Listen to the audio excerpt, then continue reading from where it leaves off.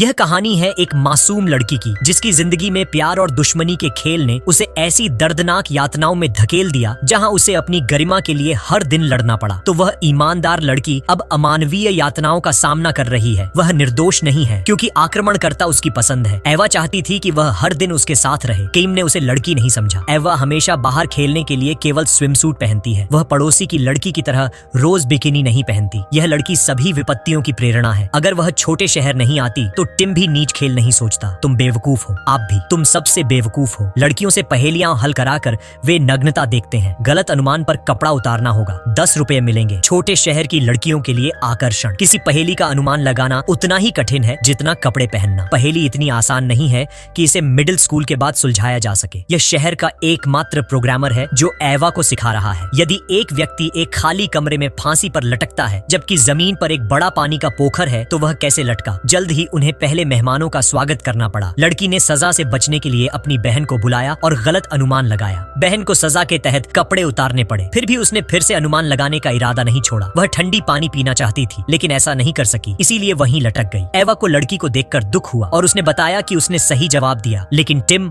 और बाकी लोग समझदार हैं। किसी बेतुके जवाब का सच होना संभव नहीं है। जब एवा बाहर जाने की तैयारी कर रही थी, लड़कियां भागने में सफल रहीं, लेकिन उन्हें टिम की उपेक्षा झेलनी पड़ी। क्या हमने गलती की? स्वाभाविक तरीके से कहता है। वह अपनी बेझिझकता के लिए प्रशंसा का हकदार है। दोस्त नहीं रहे, एवा को नए पड़ोस की लड़की के साथ खेलना पड़ा। वह संपन्न परिवार से नहीं है, यह स्वयं से ज्यादा समझदारी है। टिम को खुश करने के लिए उसने 6 साल पुराने स्विमसूट को बिकिनी में बदलने का निर्णय लिया और फिर अन्ना को ढूंढा। अपने लिए मेकअप करो। टिम के पास उम्मीद से गई। वह जल्दी ही यह जान गई, उसके सामने मोहकता दिखाना बेकार है। अन्ना का टिम मेरे दिल में है। उसने खुद को नहीं देखा। वह निराश होकर घर लौट गई। वह दरवाजे पर पहुंचा और एक भयानक दृश्य देखा। अन्ना का प्रिय घोड़ा झर से मरा। एवा जानती है यह खुद से किया गया है। जिज्ञासा के कारण थी। घोड़े को घास दी। एवा ने दिल की कमजोरी के कारण अपनी गलती नहीं मानी। वह घर जाकर मेकअप की तारीफ करने लगी, लेकिन उसे कहां पता था यह कदम उसे गर्त में धकेल देगा। टिम और उनके साथी पहेली खेल रहे हैं। एवा को माफ किया, जारी रख। एवा को अपनी खराब हरकत बतानी है। एवा ने थोड़ी हिचकिचाहट के बाद अपना रहस्य बताया। वे उससे मामले के बारे में जल्दी पूछते हैं। बेवकूफी से कहानी समझाई। अन्ना और टिम पड़ोसी हैं। दुष्ट सोच जाग गई। एवा नाराजगी से बचने के लिए अन्ना के पास गई। क्या तुम यह सुन रहे हो? ये मेरा बच्चा है, याद करते हो? हाँ। अन्ना ने इनकार नहीं किया। एवा के गुप्त ठिकाने पहुंचे। टिम ने अन्ना के साथ पहेली खेलना शुरू किया। संकोची नहीं है। गलत जवाब देने पर तुरंत सजा दी गई। टिम संतुष्ट नहीं, जबकि उसके पास केवल एक कपड़ा है। फिर से अनुमान लगाने दिया। अन्ना ने उन्हें अच्छे से देखा। दोनों लोग संभल नहीं पाए। वह अचानक बोली, क्या आप बर्फ पर खड़े होने की संभावना अभी रखते हैं? उसे अपने में फंसा लिया, बर्फ गिरने तक। फिर क्या ऐसे ही मर गया? हाँ। दो बेवकूफ धोखा देने की कोशिश कर रहे हैं। यह एवा की पुष्टि के खिलाफ है। वह प्रश्न करता है। वास्तव में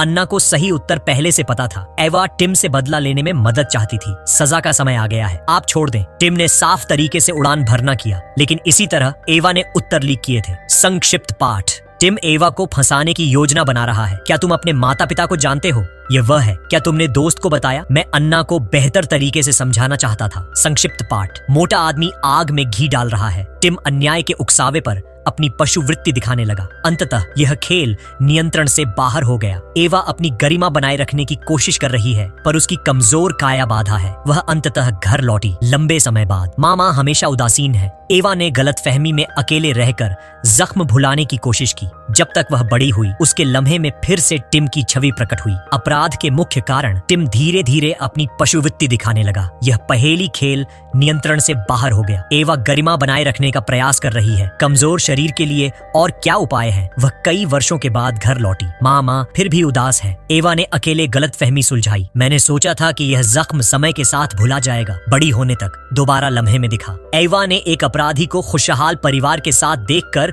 गुस्से में दांत पीसे। उसने पानी फ्रिज में रखा और बर्फ जमने का इंतजार किया। फिर उसे कार में ले गई। घर लौटकर पुरानी यादें ताजा हुईं, लेकिन वहां कोई खुशहाल दृश्य नहीं था। जब से एवा को याद है, उसके माता पिता के बीच झगड़े चलते रहे, जिससे वह अकेले ही दुख सहती रही। यह उसकी आत्मा को पूरी तरह से प्रभावित कर गया। वह अपने छोटे शहर में घूमते घूमते एक परिचित बेकरी में गई, जहां उसकी आंटी ने पहले अच्छे से व्यवहार किया था। हालांकि वह जुबान पर अच्छी है, लेकिन अप्रत्याशित घटना पर उसने एवा के लिए न्याय नहीं किया, क्योंकि वह लड़का उसका बेटा है। उसने शुरुआत में टिम की मदद की, जिससे वह चुप रहा। जब आंटी को पता चला तो उसने न केवल उसे सिखाया, बल्कि मन में बेतुकी बातें भी की। एक घर का दौरा करना का बेटा, एवा का दिमाग खाली है। वह सांत्वना की चाहती है। छोटे शहर ने उसका दिल तोड़ दिया। पार्टी में शामिल हुई एवा, वह आज रात मुखौटे उतारने वाली है। मंच पर दौड़ना टिम और मोटे को बुरा एहसास हुआ। एवा की अचानक वापसी का उद्देश्य अनजान है। बचपन की मजेदार बातें बताईं। उसने उस साल पहेली खेलों के बारे में बताया। कभी कभी हम छोटी गलतियों को नजरअंदाज कर देते हैं, पर वो गलतियां हमारे जीवन को बदल सकती हैं। सोचिए, क्या आपकी एक गलती किसी और की जिंदगी को तबाह कर रही है?